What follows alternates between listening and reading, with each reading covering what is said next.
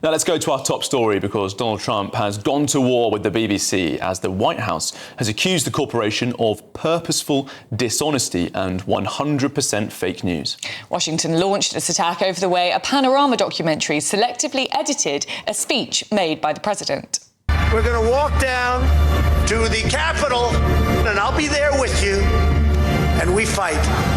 We fight like hell. We're going to walk down to the Capitol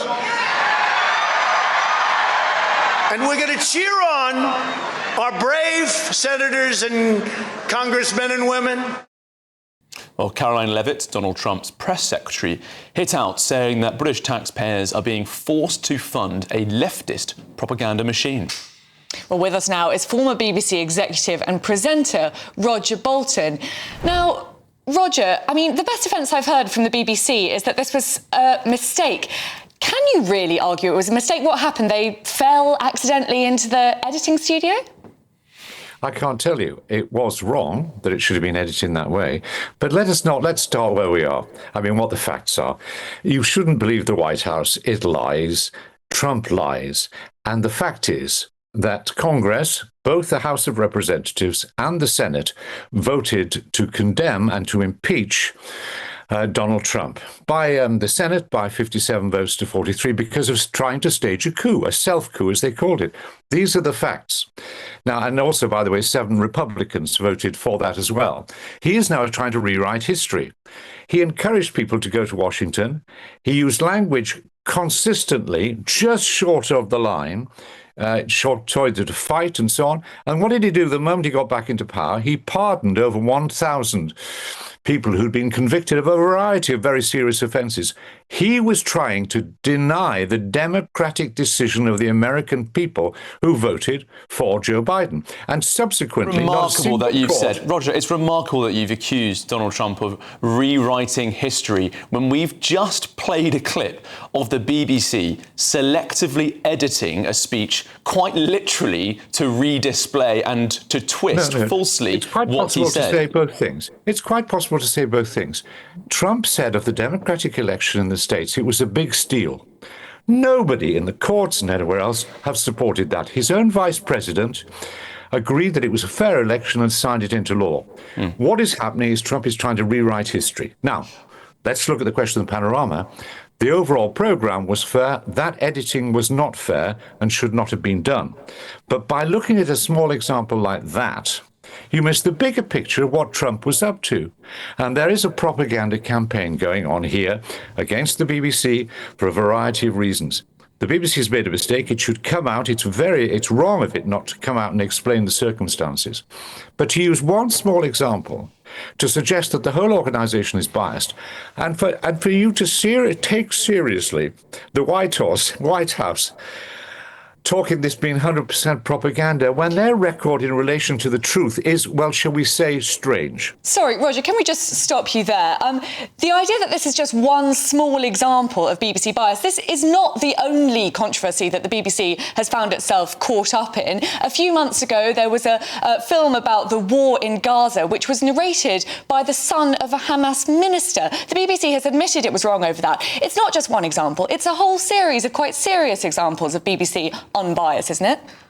There are serious issues, but you've got to understand the fundamental problem here is we have a very divided country and everything is polarized.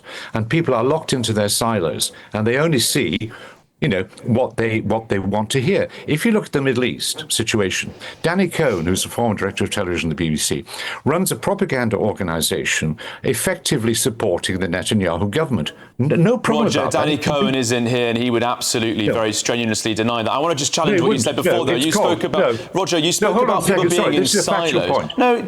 Roger, you can't just start attacking someone who's not here with a serious allegation. You are. Let me come in. Roger, you spoke about people being in silos.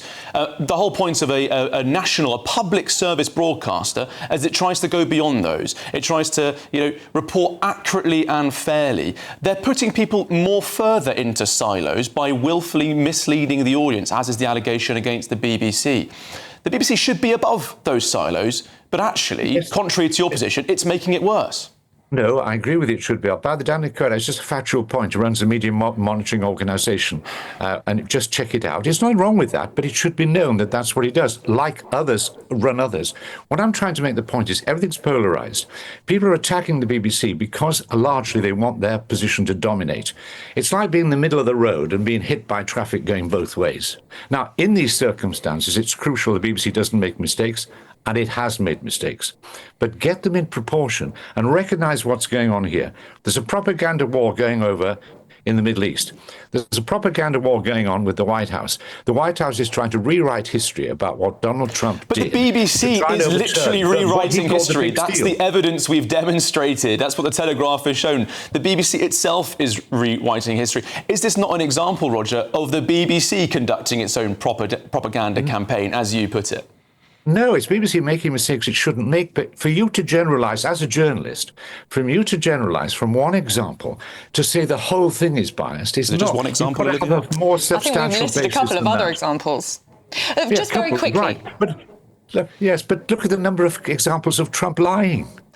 I don't think two wrongs make a right here, even if you accept the idea, which we don't necessarily, that Donald Trump is lying. Just very, very quickly before we go, I mean, this is a huge mistake. And as you say, the BBC has not apologised. We've had a very tepid statement, which we'll read out in a moment, saying that the BBC will take on feedback. Surely they have to do more than that. Surely someone at the top needs to go. Is this the end of Tim Davie? I don't think so, though. Is it near the end? I mean, look, we're about into charter renewal. The other background to this is the future of the BBC is at stake. It's chartered to operate, the licence fee. A number of people want to hit the BBC hard and get it out of the way because it stops their commercial interests. In these circumstances, the BBC mustn't make mistakes. It's made mistakes. But get them into proportion. It shouldn't be the end of Tim Davie. It shouldn't be the end of the BBC. Please be a little more sceptical about Donald Trump and his White House propaganda, and go and talk to those Republicans who voted in favour of the motion which said he cheated in the election, which he did. Former BBC executive, presenter Roger Bolton, thank you very much for your time this morning. A BBC spokesperson has told GB News, well, we don't comment on leaked documents. When the BBC receives feedback, it takes it seriously and considers it carefully. Olivia, look, Donald Trump has faced many allegations, obviously, of lying, of misleading people, and of course of that so-called coup in January of 2021. But we expect journalists to not do the same thing, right? Absolutely. And as we were saying there, two wrongs don't make a right. Whatever Donald Trump did, that sounds like a little bit of whataboutery as far as I'm concerned. Anyway, moving.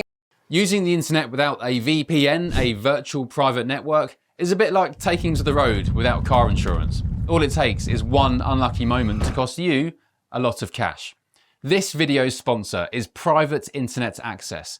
They are the VPN to help keep you safe. Click the link in the description below to find out why over 30 million people have downloaded PIA to protect themselves online. A virtual private network is an app that hides your IP address and helps keep your data private. When you're browsing the internet at home, you give up a large amount of data to businesses, to shops, and indeed to social media giants too. Hackers have the ability to steal your personal data with ease, including sensitive information such as passwords, keystrokes, and even your personal photos. Private Internet Access helps protect your personal data by encrypting your internet connection to keep your data out of the hands of cybercriminals. And it's not just hackers either to be concerned about. Information can be censored too. When Canada passed their C18 bill, social media giants decided to ban news content on their platforms.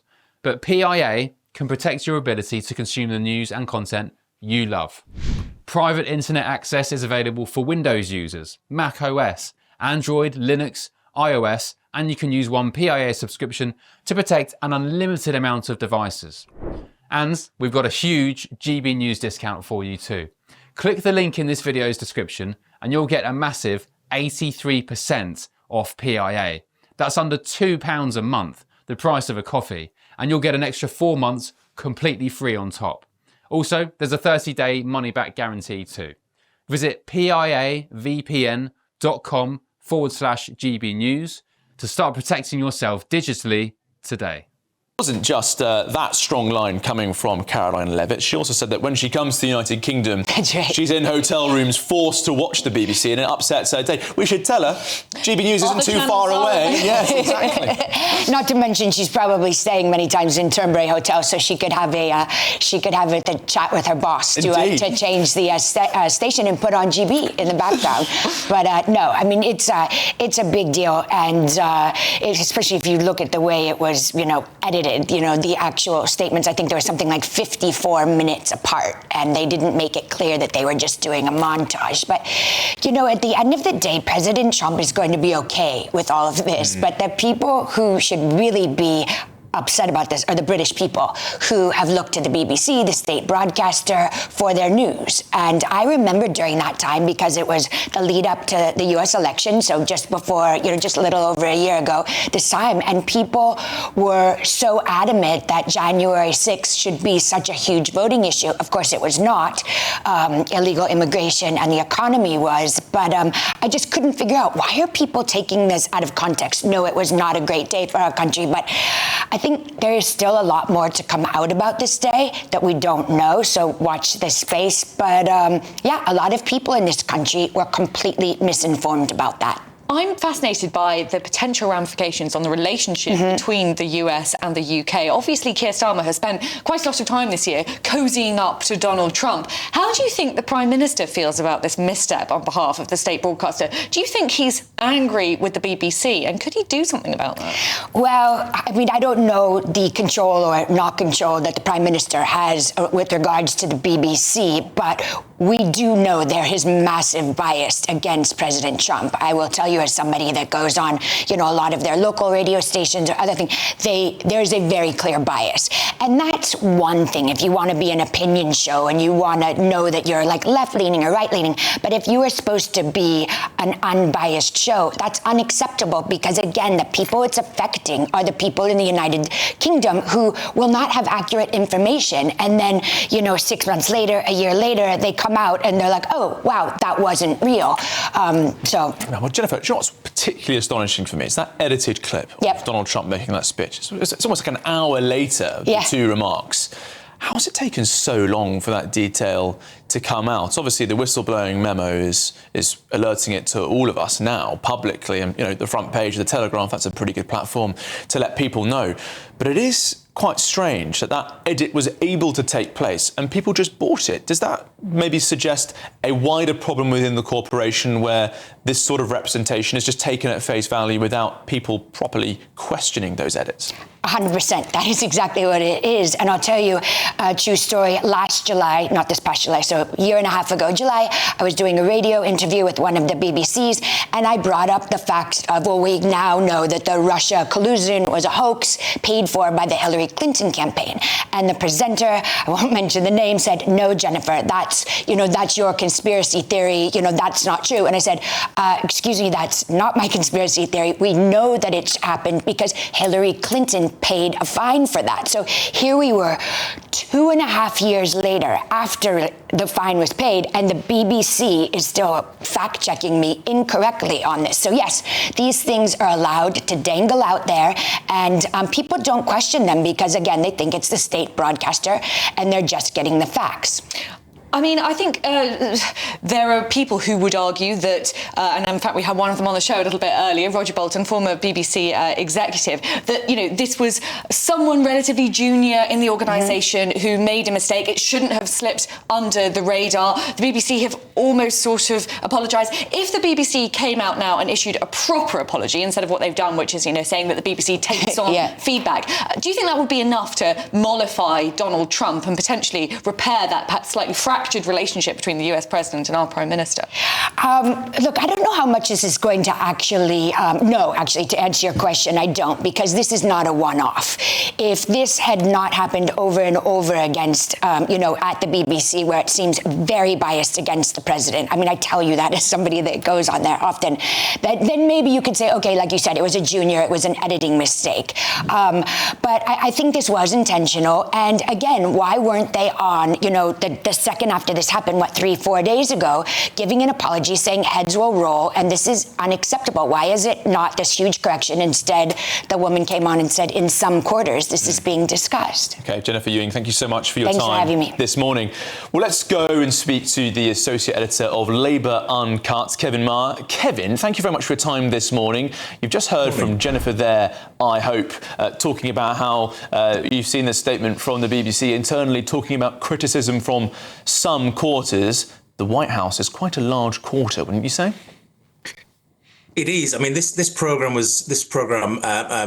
Trump a Second Chance, as it was titled, was I think first broadcast last November, and I was just looking at the reviews of it actually, just before I came on, and I mean the feature of it seemed to be it was closely following various Donald Trump supporters to try and understand their politics, their worldview, their mindset, how they arrive at the positions they have. So I suspect this has come as a big shock to BBC executives that it's sailed away for nearly 12 months before there's been this level of controversy attached to it. And I think when you look at the offending clip where this big long speech that Donald Trump made on the 6th of January 2021 in Washington, and as you say, it's 55 minutes apart. They spliced together half a sentence there and half a sentence from 55 minutes later, which is, in broadcasting, in journalism, an absolute no-no. You can't do that. It's completely unprofessional. It's completely unfair, and it becomes completely inaccurate. And the one thing that the BBC has got in its corner, in its stable, if you like, is it's an authoritative voice. And it's these kinds of mistakes, and generously calling it a mistake rather than a politically motivated attack, which others will, and I'm sure that's Jennifer's view. You can't do these things and remain an authoritative voice, and so this is really serious. It goes to the very heart of the BBC's integrity, and its journalism is paramount. In the heart of the BBC, and Panorama, of course, is its premier current affairs programme. So this is a direct hit. And you're right, when you've got the White House press secretary and the President of the United States on the warpath about this is as serious as it gets for the BBC, I think. Yeah, and I suppose the BBC's defence that it was just someone junior, maybe they will issue an apology at some point soon. I'd just like to raise, though, Martine Croxall, a BBC News anchor, who said on air, she was reading from her autocue, she said pregnant people, and she did a little face and she corrected it to say pregnant women. Now, she has received this week a very big rap on the knuckles from her employers at the BBC. She's been quite seriously disciplined. That seems to stand in pretty stark contrast to this statement that we have from the BBC, or not quite apologising, saying that the BBC will take on feedback for splicing together these two clips. Yeah. That does seem pretty extraordinary, doesn't it? Is that an example of sort of two-tier justice within the BBC, perhaps? It's a double standard. It clearly is a double standard. I mean, all Martine Croxall did was just to correct the language to establish a fact. There are only pregnant women. There are not pregnant people, clearly.